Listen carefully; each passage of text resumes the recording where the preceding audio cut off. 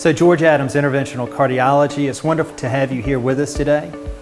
We've got two pieces which are sterile and non-sterile. The sterile piece is the actual catheter that actually delivers the therapy. The second piece, which is non-sterile, is the wand or the connector cable that actually hooks to the generator. To keep the whole system sterile, we actually use a sterile sleeve. Now my technician, who is non-sterile, is going to hand it off to me. So I grab the sterile sleeve. As you can see, the sterile sleeve has two ends. One end is triangular and the other end is square. What we're going to do first is actually reach in the square portion of the sleeve, and there's actually a ledge, a panel, which we're going to pull out such that it actually opens up the tunnel of the sleeve all the way to the base of this triangle.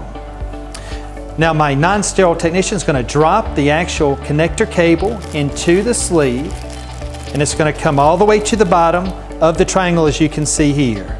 She's going to grab the actual sleeve. I'm going to hold the actual connector cable, and it comes all the way out, as you can see. Now, what we would like to do, there's also two components on this sleeve. One is the actual rubber bands, and the other is actually a piece of sticky tape, which we'll go through. So I'm going to remove the rubber bands, and before I do anything else, I'm going to leave a portion of area on this triangle, usually before it actually starts to make the actual graduation of the triangle.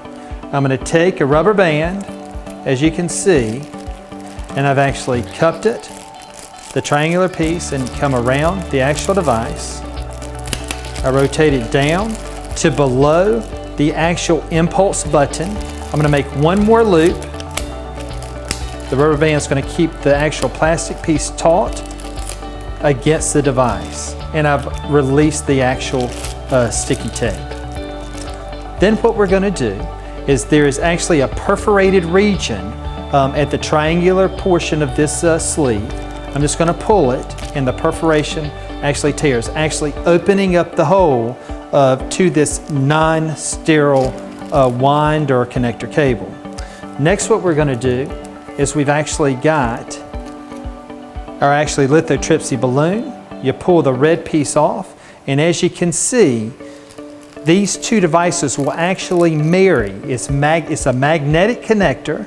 I'm going to come into the sterile sleeve, and as you can see, it actually pulls it to it, and you want good apposition of the connector cable to the balloon.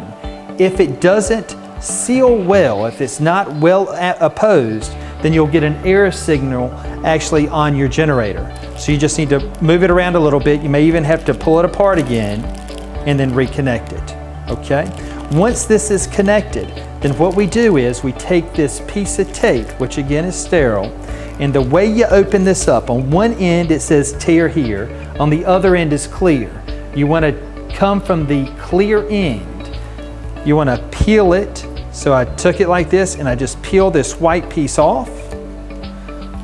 And now what we're able to do is we're able to tape the actual balloon lithotripsy catheter to the actual connector cable, such that now we have a secure seal on the distal end where your connector cable is, and on the proximal end where your actual balloon is, and it leaves you the space for you to press your therapy button open.